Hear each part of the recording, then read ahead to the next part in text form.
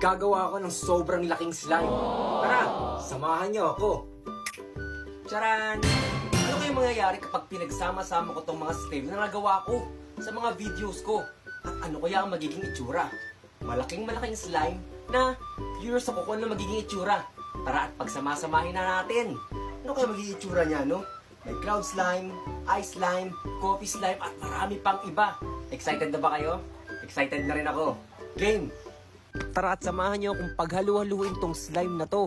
At tingnan natin kung ano yung mangyayari dito. Ito yung butter slime na color blue. Gumamit ako dito ng air dry clay at glue. Ang ganda! O lolo, kanina pa kita iniintay. Sobrang excited na akong paghalu-haluin po ito. Yan ba si Alab? Yan ba yung fire slime? Opo lolo, ito po yung fire slime. Sobrang stretchable pa din, sobrang ganda at sobrang lambot. Ang ganda pa rin ng texture kahit ang tagal ko nang ginawa lolo. Ano naman yan?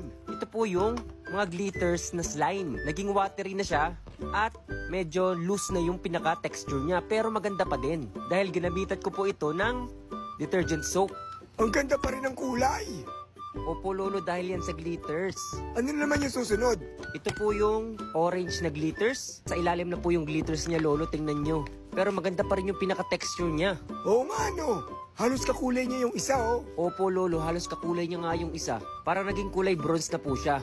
Excited na ako makita ko anong magiging itsura niyan kapag pinaghalo-halo lahat. Sobrang dami ba naman yan eh.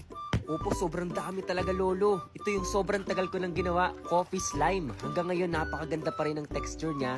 Glossy, stretchable at napakalambot. Medyo dumidikit na nga lang sa kamay ko. Anong sabi mo, susi?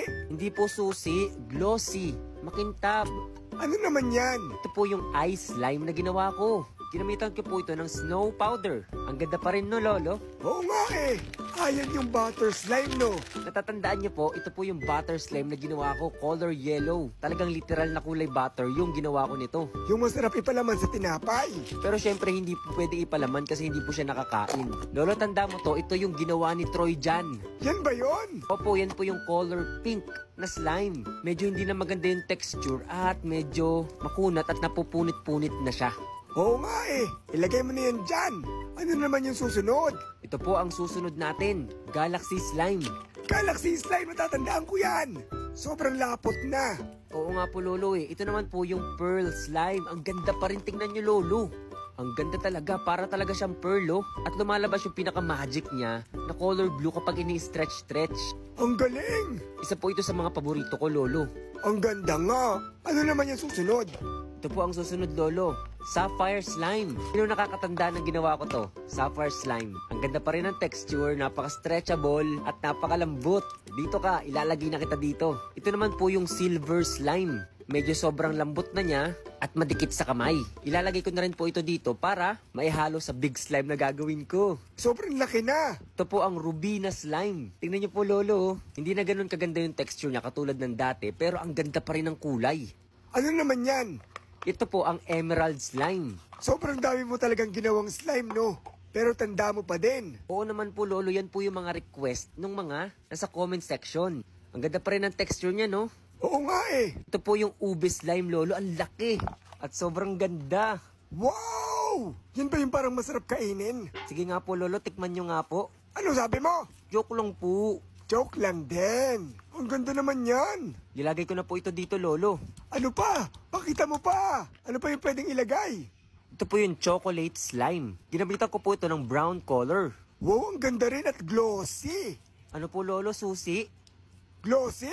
Bingi. Ikaw lolo, ginujoke lang kita. At ito po yung giant slime na ginawa ko dating-dati pa. Ngayon naman ay gagawa ako ng pinakamalaking slime ngayon. Gigantic slime. Paghaluhaluin mo na, bilis. Gusto ko na makita. Ay, sandali lang. Like for part 2. Like for part 2. 2,000 years later. Excited na ba kayo sa part 2 ng pinakamalaking slime na nagawa ko? Game, part 2. 1, 2, 3. Paghalu-haluin na natin sila. Ano kaya magiging kulay nitong mga to? At iba't ibang klaseng slime to ha. May coffee. May fire slime, may ice slime, Sapphire. Pink slime. galaxies, Emerald. silver, at napakarami pang iba. I-comment nyo nga dito, habang hindi nyo pa nakikita ang resulta, kung ano sa tingin nyo ang magiging kulay ng malaking slime na to. Sobrang laki at napakabigat. Ang ganda. Kuya Enzo, panood din ako. Uy, andito ka, Utoy. Mabuti naman nandito ka, Utoy. Tingnan mo. Pinaghahalo-halo niya na yung pinakamalaking slime. Gigantic slime. Wow, ang laki. At ang ganda. Tingnan mo naman yung texture, oh. Mukhang mabigat po yan, Kuya Enzo. Oo. Ano kaya magiging kulay po niyan, Kuya Enzo? Mahuhulaan kaya nila sa comment section? Ikaw, Lolo, ano magiging kulay po nito? Sa tingin ko, chocolate. Sa akin naman po, color bronze. Sa akin, metallic bronze. Kayo, ano magiging kulay nito? Paghaluhuluin nyo na po, Kuya Enzo. O sige, paghahalu-haluin na natin para malaman natin kung ano yung magiging kulay nito. Ang bigat niya at ang gandang laro-laruin. Oo nga po eh. Bakit nyo po pinaghalo-halo lahat ng mga slime po ninyo? Dahil end season na ng ating slime making. Magkakaroon ulit tayo ng new season para sa mga slimes na gagawin natin. So kailangan po ulit nilang mag-comment ng mga slimes na gusto po nila. Oo, kailangan nilang mag-comment. Mas creative, mas mapipili. Ganun po, o katulad nung dati. Nagsimula tayo sa ice slime, sa fire slime, lava slime, galaxy, sapphire, emerald. At ang dami nilang mga comments na kakaiba. Ang gagaling. Oo nga po eh. Yung iba sobrang hihirap. Pero nagagawa nyo po. O, di ba? At ngayon ay pinaghalo-halo na natin sila. Inasan po yung magnetic slime? Ay, yung magnetic slime, tinabi ko muna.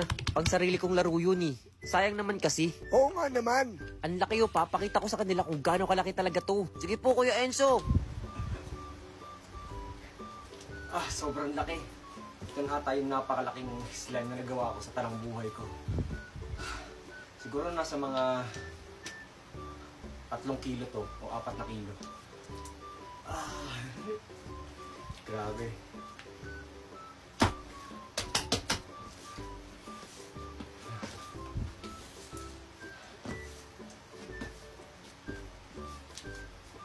Ang laki, oh. Oh, gawa na rin kayo.